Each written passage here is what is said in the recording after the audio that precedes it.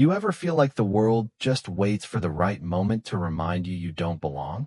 That even when you're doing everything right, being quiet, keeping to yourself, following the rules, it's still not enough?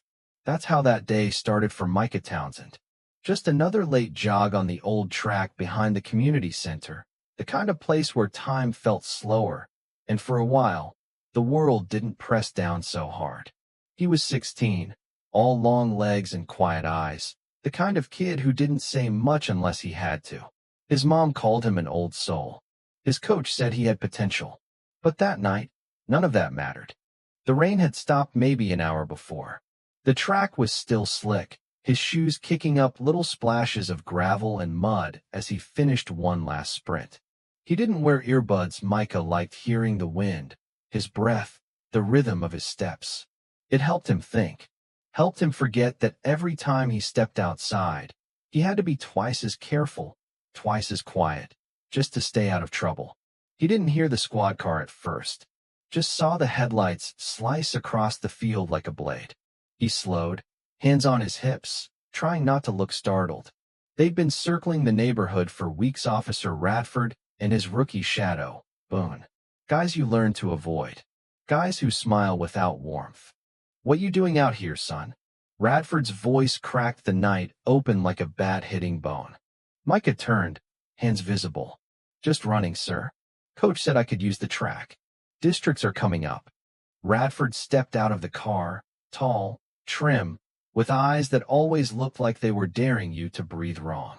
Boone stayed leaning against the door, scrolling his phone, grinning like this was just another episode of something he'd seen before. "Track's closed. Looks like you're trespassing. You got ID on you?" "No, sir. Just live a few blocks over. I come here most nights." Radford didn't like that answer. You could see it in the way his jaw tightened, the way his hand twitched near his belt. Micah raised his palms a little higher.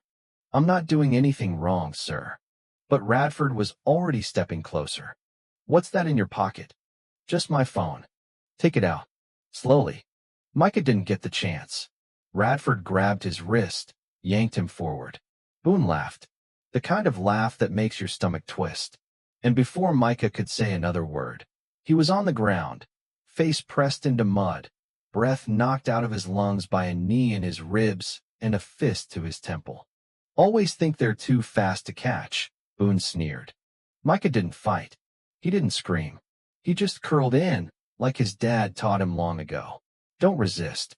Don't give them anything to use. But pain doesn't care about strategy. It just comes. And it came fast. Sharp. Blinding. They left him there, bleeding in the dark. Didn't cuff him. Didn't call it in. Just climbed back into their cruiser and drove off like it was just another Wednesday. When he stumbled home, his hoodie soaked and face swollen, his mom was already on the porch, still in her scrubs, badge clipped to her collar. Delilah Townsend. ER nurse. Widow. Warrior. Micah. "Oh my God. Baby, what happened?" He couldn't speak.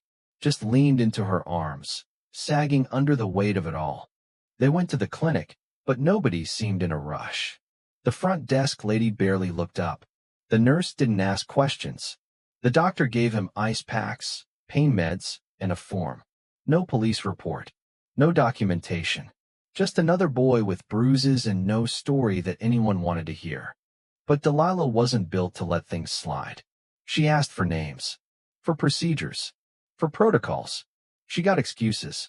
So she did the only thing she could think of. She made a call she hadn't made in 6 years. "Grant. It's me. Something happened to Micah. I need your help." Grant Townsend didn't live in the city anymore. Hadn't since his last mission with the Rangers. These days, he taught survival training in the mountains and stayed far from trouble.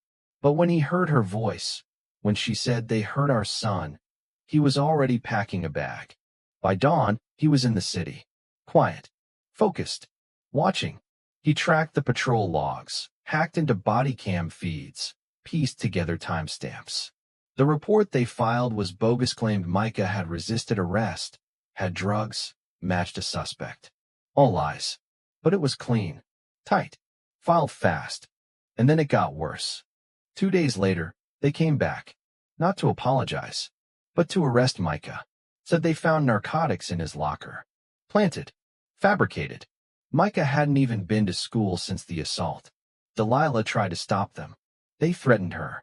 Micah was dragged out in cuffs, still bruised, barely recovered. They called it a routine search. Said a tip led them to his locker. The story spread fast.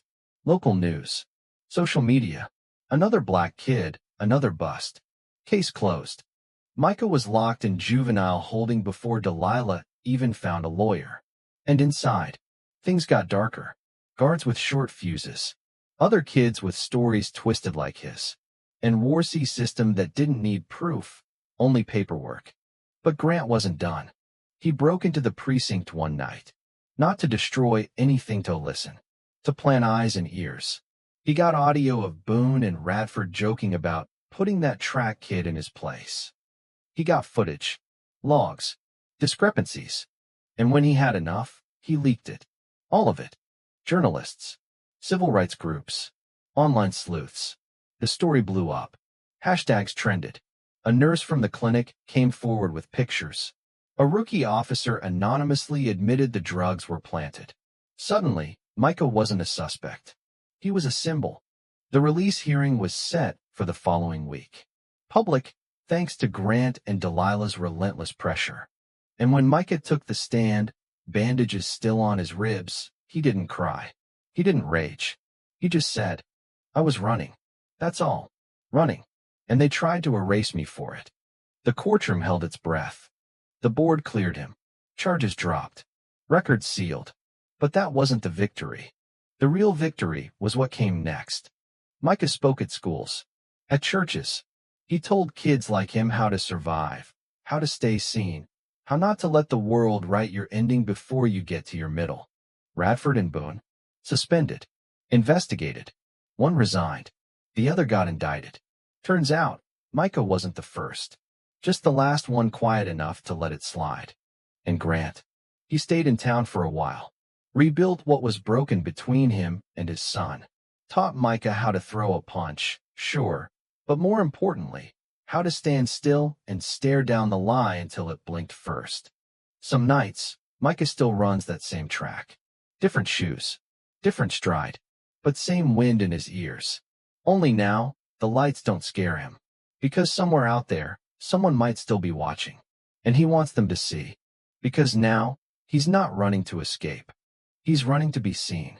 If this story moved you, if it made you feel angry, hopeful, or just reminded you how close we all are to that edge between justice and silence, drop a comment below.